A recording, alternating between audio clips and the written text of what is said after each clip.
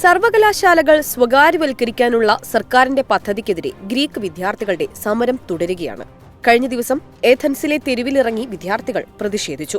ആഴ്ചകളോളമായി സർവകലാശാലയ്ക്കെതിരെ നീണ്ടുനിൽക്കുന്ന ഈ പ്രതിഷേധ പ്രകടനങ്ങൾ ഗവൺമെന്റിന്റെ നിയമനിർമ്മാണത്തെ തടയുക എന്നതാണ് ലക്ഷ്യമിടുന്നത്.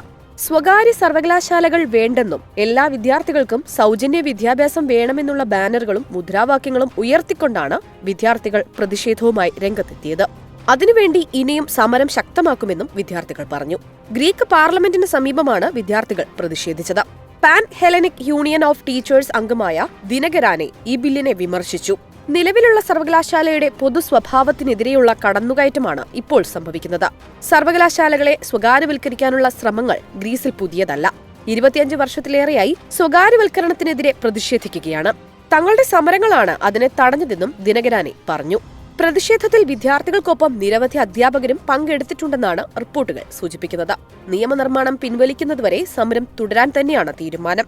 National confederation of private and public sector workers ഉൾപ്പെടെ വിവിധ അസോസിയേഷനുകളിൽ നിന്നും സമരക്കാർക്ക് പിന്തുണ ലഭിച്ചിട്ടുണ്ട്.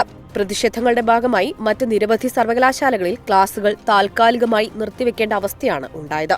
അതേസമയം പരീക്ഷകൾ അടുത്തിരിക്കുന്ന ഈ സമയത്ത് ഓൺലൈനായി പരീക്ഷ നടത്തുന്നതിനെയും അധ്യാപകർ എതിർത്തു. സ്വകാര്യ പോസ്റ്റ് സെക്കൻഡറി സ്ഥാപനങ്ങളിൽ ഭരണഘടനാപരമായ വിലക്കുകൾ ഉണ്ടെങ്കിലും ഈ ബില്ലിലൂടെ സർവകലാശാല സ്വകാര്യവൽക്കരണം നിയമവിധേയമാക്കാനാണ് സർക്കാർ ലക്ഷ്യമിടുന്നത്. ഈ പരിഷ്കാരങ്ങൾ പൊതു സർവകലാശാലകൾക്കുള്ള ധനസഹായം വർദ്ധിപ്പിക്കുമെന്നാണ് വിദ്യാഭ്യാസ മന്ത്രി കിരിയാക്കോസ് പിയറാക്കാക്കിസ് പറഞ്ഞത്.